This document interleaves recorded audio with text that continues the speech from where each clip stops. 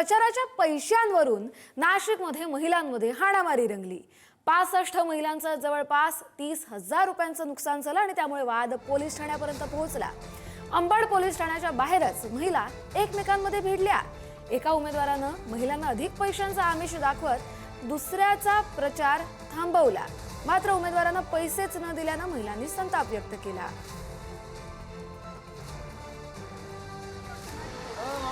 नाशिकमधली घटना प्रचाराच्या पैशांवरून हाणामारी झालेली आहे। 65 महिलांचं जवळपास 30,000 रुपयांचं नुकसान झालंय, त्यामुळे हा सगळा वाद पोलीस ठाण्यापर्यंत पोहोचला।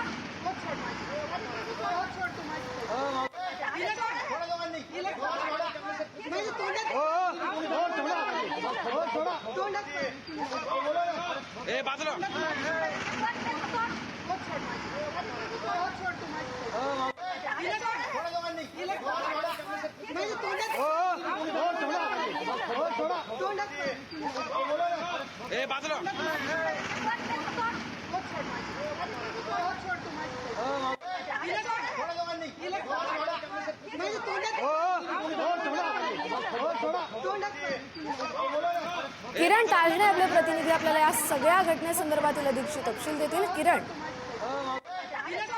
कस्तुरी खरं म्हणजे नाशिकच्या नवीन नाशिक परिसरामध्ये घडलेला हा संपूर्ण प्रकार आहे।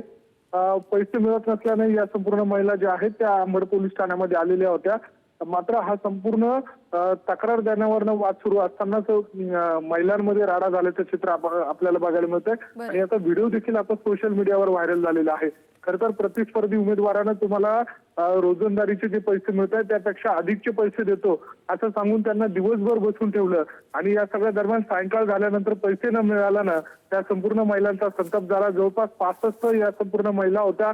30,000हून अधिक रुपयांचं त्यांचं नुकसान झाल्याचं त्यांचं म्हणणं होतं आणि अशा सगळ्या परिस्थितीमध्ये त्यांचा जो हाणामारीचा जो व्हिडिओ आहे, एकमेकांना भिडल्याचा जो व्हिडिओ आहे तो सध्या सोशल मीडियावर व्हायरल होतोय। पोलिसांनी मात्र या सगळ्या संबंधी कुठली कारवाई केलेली नाहीये। एकमेकांच्या विरोधात तक्रार न दिल्यामुळे पोलिसांसमोरच पेच निर्माण झालेला आहे। कस्तुरी, बरं, धन्यवाद किरण, तुम्ही दिलेल्या सविस्तर अपडेटसाठी।